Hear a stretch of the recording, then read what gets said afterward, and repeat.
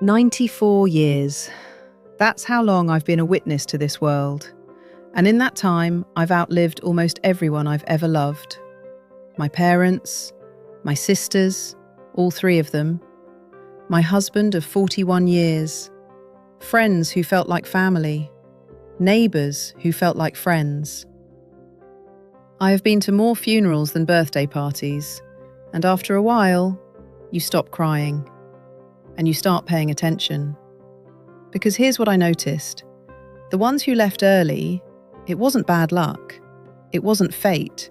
It wasn't written in the stars. It was habits. Habits they refused to let go of. So today, I'm going to tell you the 7 things I stopped doing, because I believe, with every bone still standing in this old body, that stopping them is the reason I'm still here. My grandmother used to say, "Eat with the sun and sleep with the moon." I thought she was just old-fashioned. I ignored her for 40 years. For most of my adult life, I'd eat supper, then wander back into the kitchen an hour later. A little something sweet, a few crackers, maybe a bowl of whatever was left on the stove. Seemed harmless. But I started waking up heavy. My body ached in places it had no business aching. My mind felt foggy before the day even started. Then, one evening, I must have been in my 50s, I just stopped.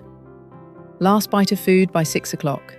After that, water, herbal tea, and quiet. Your body does its deepest healing after dark. It clears out the waste, repairs what's broken, restores what's tired. But it cannot do that work if it's still digesting a late-night meal. You're asking the janitor to clean the floor while you're still tracking mud through the house. Within 4 weeks of stopping, I felt it. A lightness, a clarity. That was over 40 years ago. I haven't gone back. Now this one is going to sting a little. I know it did for me.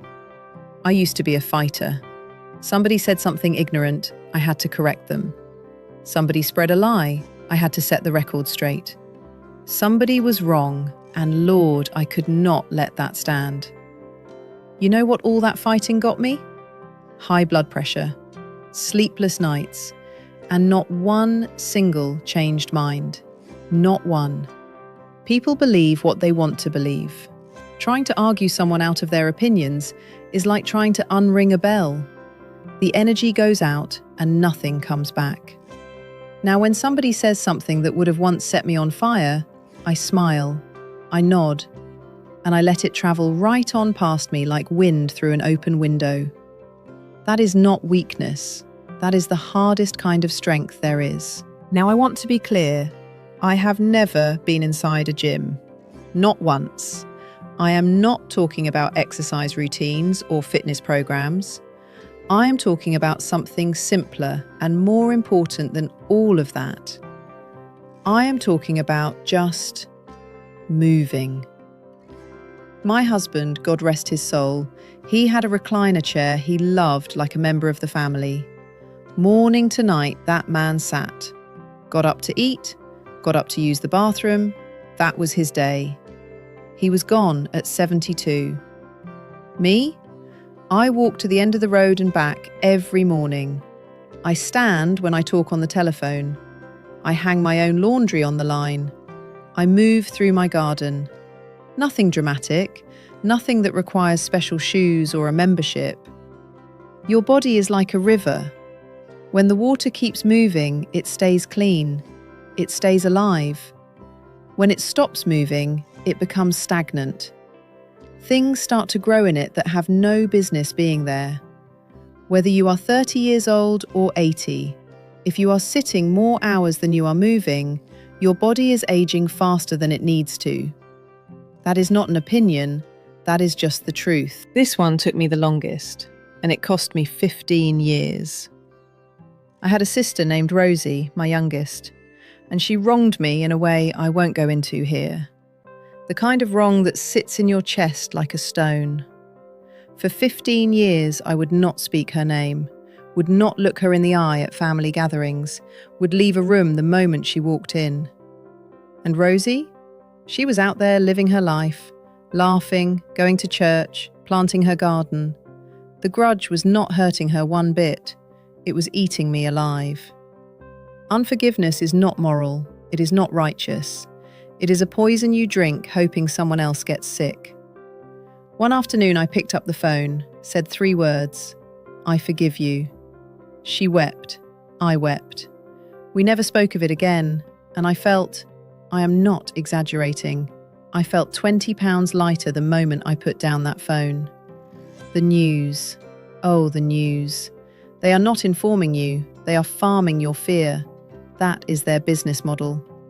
For years I would sit in front of that television every night. Disasters, crime, politicians screaming at each other, stories designed to make you feel like the world is ending. Then I'd turn off the light and expect my mind to rest.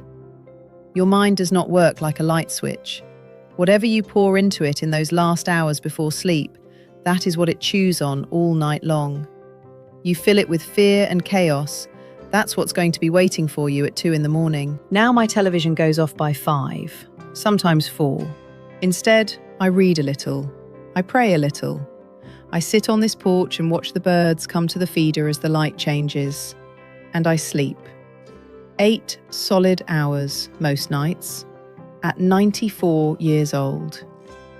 What you place in your mind before rest matters just as much as what you place in your body at mealtime, probably more. For most of my life, I was a yes woman. Church needs a volunteer? Clara will do it. Family needs money? Clara will find it. Neighbour needs someone to talk to for 2.5 hours on a Wednesday? Clara's got nothing better to do. And you know what all that yes got me? I was bone tired. I was quietly resentful. I felt stretched so thin you could hold me up to the light and see through me.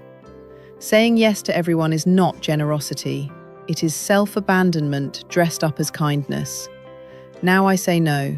Kindly, without apology, but no. I protect my time. I protect my rest. I protect my energy, because at 94, I know exactly how much of it I have left, and I will not give it away carelessly. And here it is, the last one. And if you hear nothing else I've said today, hear this. Most of my life, I lived in the waiting room of my own happiness. When the children are grown, then I'll breathe. When the debt is paid, then I'll enjoy myself. When we retire, then we'll finally go. My husband James and I talked about going to California for 31 years. The Pacific Ocean, the redwood trees. We had a whole list of things we were going to do once the time was right. He passed away 2 months before we had finally planned to go. My dearest friend Della, we promised each other we'd sit together on a beach once we both stopped working, watch the ocean, talk about our lives. She never made it to retirement. Don't wait. Whatever you have been putting off, say it now. Do it now. Take it now. Tell the people you love that you love them. Not next week, today. Take the trip. Eat the good food. Wear the dress you've been saving for a special occasion. So there they are, 7 things I stopped. Stop eating after the sun sets. Stop arguing with people who aren't listening. Stop staying still. Stop carrying old wounds. Stop poisoning your mind before sleep. Stop giving yourself away to everyone. And stop waiting for a tomorrow that is not promised. None of this is complicated. Simple things rarely are, but simple is not the same as easy. Every single one of these is a choice you have to make again tomorrow, and the day after that.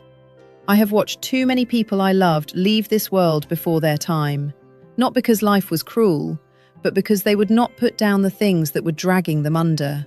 You have more power over your own life than you have been told, but that power only works if you use it. Now, if you'll excuse me, the evening light is coming in low and gold across that porch out there.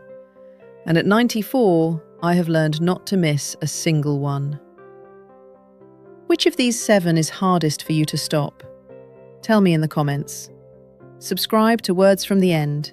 More truths from those who have earned the right to tell them. Share this with someone who needs to hear it.